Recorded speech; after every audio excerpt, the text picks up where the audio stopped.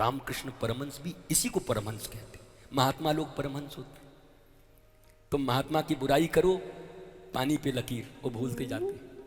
और महात्मा के कभी इतने से तुम काम कर दो, पत्थर पे लकीर, कभी भूलते नहीं है। दुष्ट कैसा होता है? दुष्ट ऐसा होता है कि अगर उसकी कभी कुछ गड़बड़ी बुराई कर दी तो पत्थर पे लकीर पड़ गया, और उसके लिए तुम काम पे काम करते जाओ, वो पानी पे लकीर है, वो भूलता जाता है। दुष्ट और महात्मा में इतना ही अंतर है भैया, बस समझ लेना, इससे ज्यादा अंतर नहीं। दुष्ट कौन, महात्मा कौन, इतना ही परिभाषा समझ लो। दिव्याति दिव्य भाव से महाराज अब विवाह की तैयारी हो रही है। रुक्मिणी मंगल विवाह के लिए नागपुर के श्याम नगर के आए हुए लोग जो 5-6 घंटे से बैठे हैं। और आज मैं सत्य बताऊं, भगवान की ऐसी कृपा मेरे ऊपर हुई है, मैं सच कहता हूं, मैं रात्रि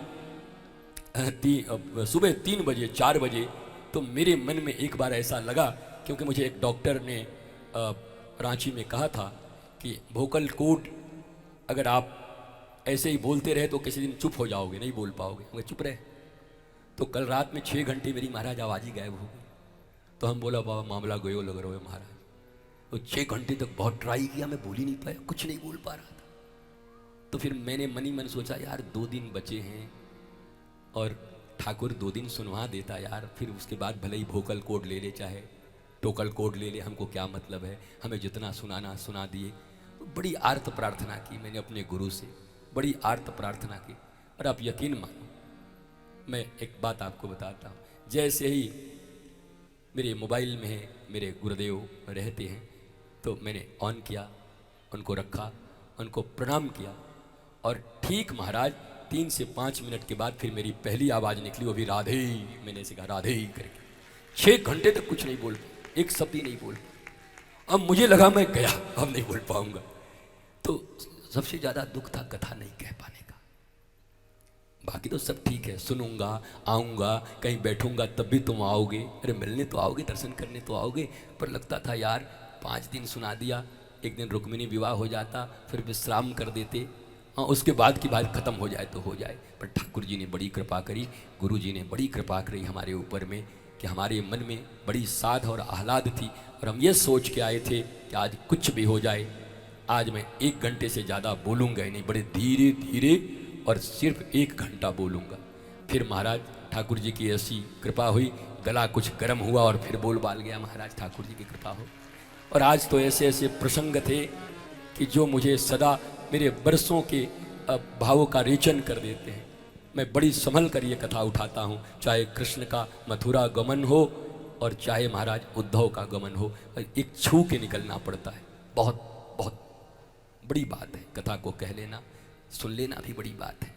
सुन करके भी महाराज रेचन हो जाए, शुष्क हृदय में इतना बढ़िया जल चला जाए कि भगवान हलधर के हल से, भगवान ने हलधर ने हल क्यों मांगा पता है? रामावतार का कल सुनाऊंगा, ठीक ठाक रहा तब, और नहीं रहा तो वीडियो सुनना। फिर अगर कल कुछ गड़बड़ी हुई महाराज तो फिर यहाँ पे LED लगेगा, 7वें दिन की कथा, हम बैठे रहेंगे बाबा जी की तरह, तुम सुनते रहना। आप क्या कर सकते हैं, कोई उपाय नहीं होगा। पर ठाकुर जी से प्रार्थना करेंगे कि विश्राम तो हो ही जाए, आधे 1 घंटे भी। कल की कथा दिव्य कथा है महाराज। भागवत की कथा में, श्रीमद् भागवत में लिखा हुआ है, और ये मानना पड़ेगा, किसी कारणवश किसी दिन किसी का कथा छूट गया, कुछ हो गया, तो लिखा है अंतिम दिन विश्राम दिन की कथा सुनने से 7 दिन के कथा श्रवण का फल मिलता है। इसलिए कल की कथा तो मत भूलना। तुम ऐसे ही रोज इतने लोग आते हो, मुझे एक लोग नहीं चाहिए, तुम मुझे पहचान गए होगे 6 दिन में शायद। अब 6 दिन में भी न पहचानो तो कब पहचानो, काफी है इतना पहचानना। ज्ञान हो पर जिनके नेत्रों में आंसू न हो ना, वो पहाड़ है, पत्थर है महाराज। भगवत कथा श्रवण करते कृष्ण विरह, गोपी विरह, नंद विरह और अश्रु न आंखों में आ जाए महाराज। हम तो व्यास है महाराज, हमें कितना कंट्रोल रखना पड़ता है। अगर हम अपने सीमा के बाहर जाएं तो महाराज एक शब्द नहीं। ये कथा कहने की साहस नहीं है, ये राजा रानी की कहानी नहीं है। वो कृष्ण जो हृदय में है, उसका विरह यही यशोदा है, सब आंखों के सामने दिखाई पड़ता है। भगवान का दिव्य मिलन गोपियों के साथ उद्धव का उद्धार किया भगवान ने। इधर महाराज 17 बार जरासंध आक्रमण कर चुका था। 18वीं बार हजारों ब्राह्मणों को बिठा करके आया था कि इस बार हारा तो गर्दन काट दूंगा और जीता तो तुम लोगों को सोने की मुहरें दूंगा। भगवान जानबूझ के हारे। काल यवन आया मिस्र से, ग्रीक का किंग है वो, भौगोलिक दृष्टि से राक्षस नहीं था। अंतरराष्ट्रीय साजिश उस जमाने में भी हुआ करती थी, कोई आज नहीं होता। पहली बार जरासंध ने किसी विदेशी को अपने देश की धरती पे ला करके हमला करवाया था। नाम उसी के जाता है। आए 23 करोड़ सेना लेकर। महाराज भगवान भाग गए।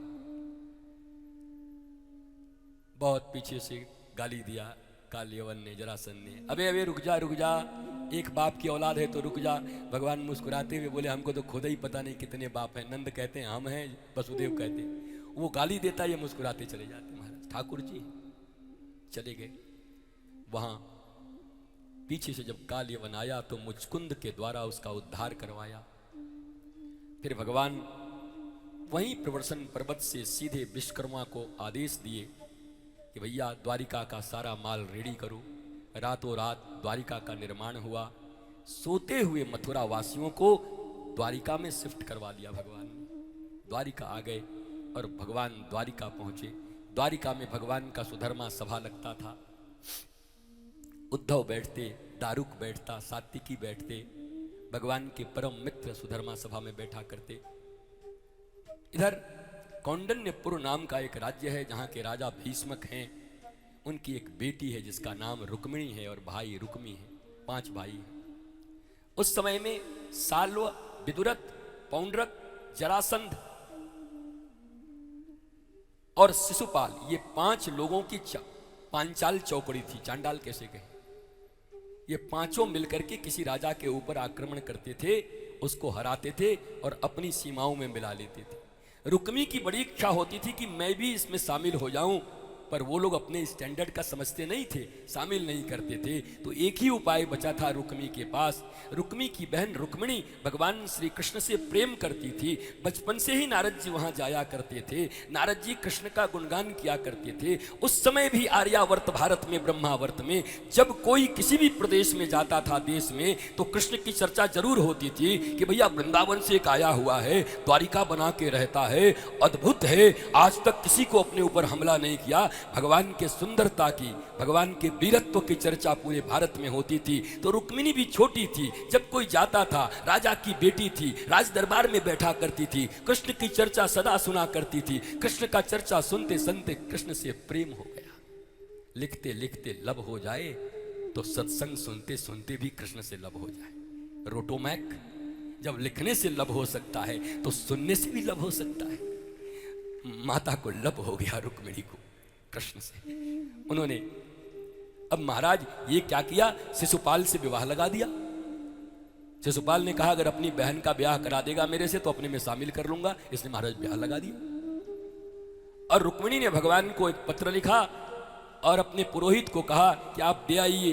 कहा विवाह तुम्हारा परसों है और हम रथ से जा नहीं पाएंगे क्योंकि इतनी कड़ी सुरक्षा है, पैदल जाएंगे तो महीनों लग जाएंगे, जाएं कैसे। रुक्मिणी ने कहा हमने सुना है चर्चा में, सत्संग में, कि अगर कोई एक कदम बढ़ावे तो भगवान 1000 कदम बढ़ाते हैं। हे गुरुदेव पहले तुम एक कदम तो बढ़ो, पत्र लेकर के द्वारकाधीश तुम्हारी तरफ बढ़ जाएंगे महाराज। और बात सही है, गए वो पत्र लेकर के। संध्या में ही नींद आ गई, बुजुर्ग थे, और जब नींद खुली तो देखा द्वारिका में खड़े हैं। वहां पहुंचा, महाराज भगवान के हाथों में पत्र दिया। भगवान ने पत्र पढ़ा, अधीर हो गए। भगवान ने कहा मैं सुधर्मा सभा से भी त्याग पत्र देता हूं। उद्धव ने कहा इतनी क्या बात हो गई, तुरंत त्याग पत्र, रिजाइन क्यों कर रहे हो? बोला नहीं नहीं, मुझे कोई पुकार रहा है। बोला कौन पुकार रहा है? बोला मेरी प्रेमिनी पुकार रही है, रुक्मिणी पुकार रही है, मुझे जाना होगा, कुछ सेना दोगे? उद्धव ने कहा कि ये बताओ कि ये तुम्हारा काम पर्सनल है कि सरकारी? बोला ये तो पर्सनल है। बोला मैं तुम्हारा महामंत्री हूं और पर्सनल काम में सरकारी सेना नहीं दे सकता।